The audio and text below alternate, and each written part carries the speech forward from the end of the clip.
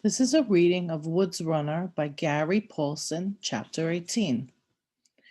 When they reached the other side of the river and made their way to Abner's wagon, Samuel found Annie asleep, curled up next to Abner's collies.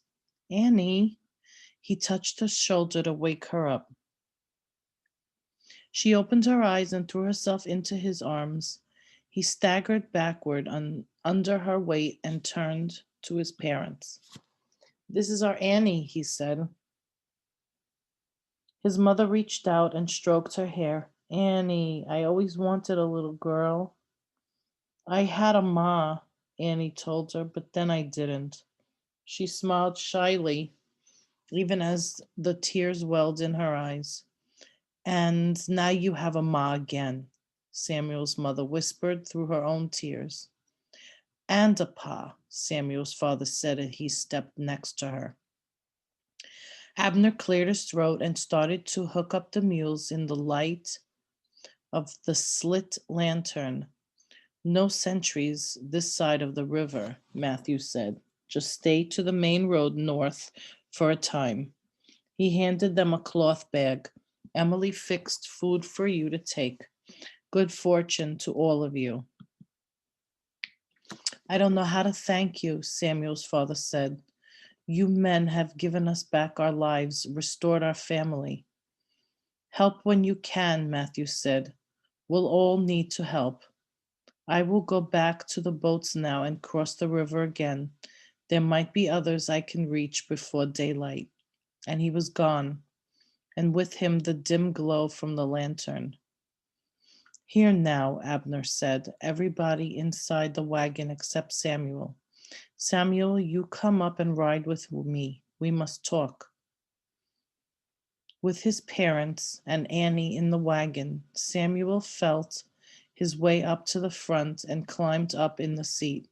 In near silence, Abner made a soft clucking sound with his tongue, and the mules started pulling the wagon up the road.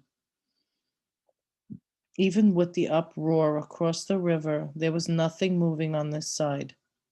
They progressed in quiet for half an hour or so. The mules, Samuel saw, had no trouble seeing the road in the darkness. They were like cats. Aside from a bump in a rut now and then, it was comfortable. The rain had let up a bit. Samuel's rifle and powder were inside the wagon covered, so he had no concern on that level. "We cannot stay together," Abner said suddenly. "All right," Samuel said, startled, "but why?" "Too dangerous. If we were stopped before, I could say you were my grandchildren. Now, with your mother and father here, that won't work. There would be questions, and with them, danger. I'm afraid we'd be taken prisoner, in spite of my passes, so we must separate." "I understand," Samuel said, nodding. Through the darkness, Abner could not see it. "You've done enough already, more than enough. I never thought I would see them again, and you have given them back. Well, thank you. We'll all do what we can. Now, here's the lay of it. We go 3 more hours on this road. It will get light in 4 hours. We'll be back in the forest, or almost at that time. Enough for you to have cover. You leave me then, and take the forest straight west for 2, maybe 3 hours. Your father will be slow for a time. There you will come on a large swamp. Just before you get to it, turn left and go southward toward Philadelphia. It's safe there. You'll be about 7 days' travel from town. Here, take this." He handed Samuel something in the darkness, a small brass object like a watch. "A compass. Don't you need it?" "Take it. Thank you again." "Southwest," Abner repeated. 7 days walking, maybe 8. It's near on 90 miles to Philadelphia, and you'll find trails to help you along. As your father gets stronger, you'll move better." Samuel sat in silence thinking. That's the good news, Abner said. Now for the bad. Somewhere along there, nobody seems to know exactly where, although it was thought to be down in Trenton for a time. There will be a place where the British have a defensive line. You might not even know you're going through it, but you may run into the redcoats. They'll be a mite jumpy and will probably shoot before talking. So avoid them if you can. If you see them at all, stay straight southwest. Don't fall toward the south over by the main road. That's where they'll be. Southwest. Samuel was silent, memorizing Abner's instructions. Then he said, "Thank you. There aren't words to." I said, "That's enough." Now, I don't know what Matthew's Emily put up for food, but try to get something with a lot of fat into your father. Fat is where the power is. Red meat and fat. Maybe some raccoon, or if you can, a bear along the way. Thick meat. It's going to be hard for him to walk 90 miles. Be patient. Again, Samuel nodded. Yes, I will. And with your mother, too.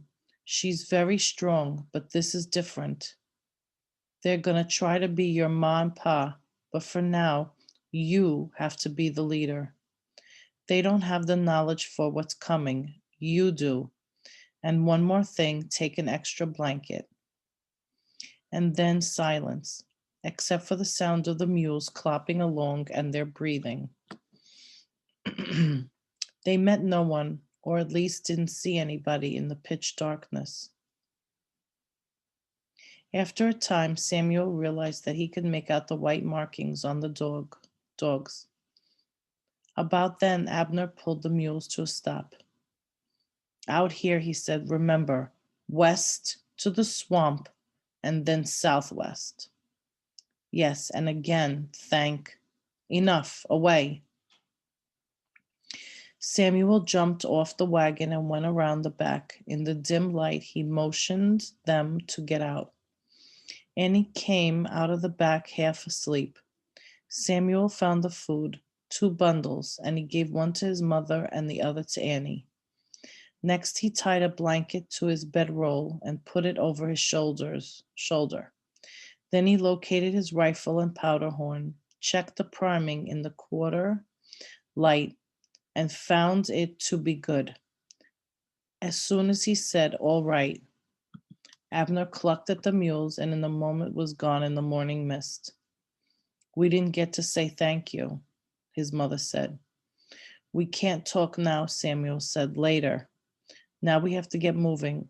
Are you all right to walk farther?" "Yes, maybe a little slow. We'll see." "Good. Follow me." And again, "We can't talk." He set off.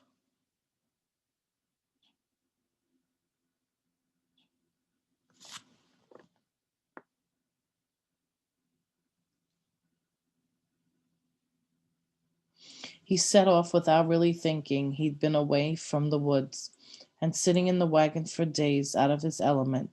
His body was sick of it, wanted to move. To move, he took off at a near lope.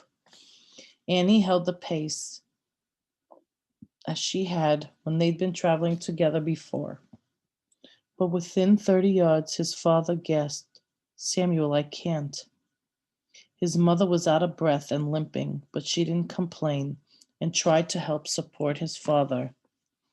Samuel slowed then, but he wanted to be well away from the road before stopping, so he kept them moving for over a mile. The sun was near enough to the horizon then to shed light everywhere, even through the clouds. He stepped in a small clearing, unrolled his bedroll, and took out the moccasins he had made those days. Sitting in the wagon, "Father, try these on," he whispered. "Can we talk now?" his mother also whispered, but he shook his head. "Not yet, 2 more hours." He continued whispering, "Annie, I will walk in front, you in the rear. If I stop, we all stop. Not a sound. If I go down, you all go down. Again, not a sound. Annie, every 40 or 50 paces you turn and listen with your hands cupped to your ears. If you hear something strange that bothers you, whistle softly. Then we all stop. Is that clear? Is all that clear? Yes, his mother started, but he put a finger to her lips. We are still in danger, great danger. Please, for now, just do as I say. She smiled at him and rested her hand on Annie's shoulder. He turned to his father. Can you hold a slow pace for 2 or 3 hours? His father nodded. I'll do it. Then we go. Samuel started off this time at a much slower pace and as quietly as possible, moving along game trails where he found them below the tops of ridges, if there were any, so they wouldn't be silhouetted against the skyline. Stopping every 40 or 50 paces for Annie and Samuel to listen, to watch, to know if anyone was following them. His parents and Annie obeyed him, and they moved, if not rapidly, at least steadily, until Samuel looked down and saw water seeping into his footsteps. The edge of the swamp lay ahead of him. He found another clearing on slightly higher and drier ground and let everybody sit while he dug food out of one of the packages. It was slabs of venison, but with a little fat, and corn dodgers, cornbread made into small muffins. They had some lard on them, but not too much. He fed the others and pretended to eat, but put it back. There was still a long way to go, and unless he killed something, they would need all the food they could save.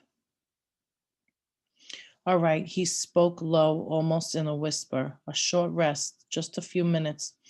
Then we start southwest. Any questions now, but soft. What happened to your head? His father asked. That scar. I was hit with a tomahawk, he started, then realized he'd have to tell the whole story, so he did, leaving out the worst parts. We saw you, his mother said, on the other side of the clearing when the shooting started. It was too far away for us to know it was you, but we saw you when you shot. Did you hit? He nodded. I fired. He went down. The second one clubbed me, and I went down, all very fast. Then he told of Cooper and the other volunteers who had helped him, leaving out the part about the man screaming for days. He worked past the rest of it, telling about Caleb and Ma, leaving out the Hessians to the present. But how could you? His father started. You're 13. We'll have time for me to answer to everything. We'll have time for me to answer everything later. But now let me tell you what Abner said. He told of the British line they might have to cross, the possible danger, the situation in Philadelphia. When he was done, he stood and picked up his rifle. We go again now, all day if we can, Father. If we go slowly, I think it will be all right. Drink as much water as you can from each stream. The water helps. And he didn't add that water keeps the stomach full and so less hungry. Annie, you're in the back, me in the front, no talking. A soft whistle. And he set out. He knew his father was weak, but he worried that if they favored the weakness, it could get worse. He kept the pace all day, checking the compass every few minutes. They stopped often to drink from small streams and creeks, and there were many, with short, silent breaks every hour and a half or so until it was early evening. He saw his father weaving. They came to a small rise out of the moist lowlands, and he pulled up there on the back or western side and stopped.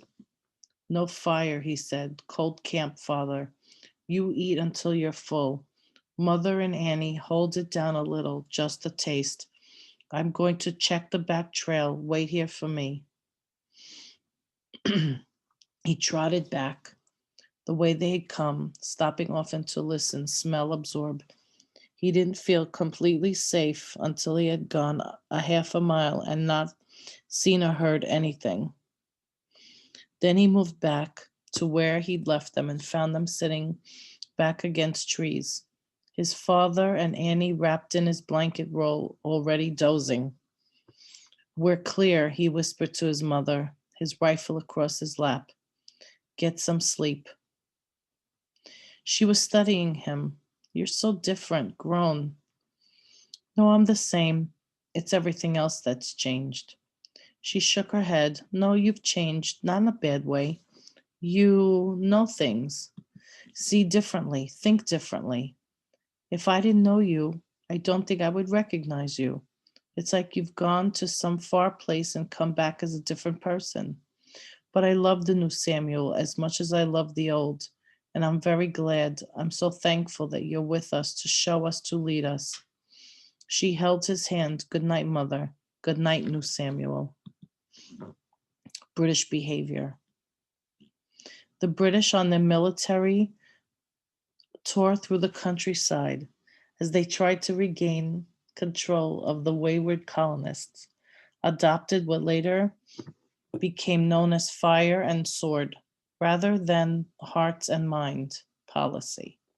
That is, rather than attempting to placate and persuade the rebels, they destroyed towns and warehouses. They sacked and burned plantations, crops, and livestock. They plundered and stole from households and stores alike without regard to law or justice or the well being of the people they encountered.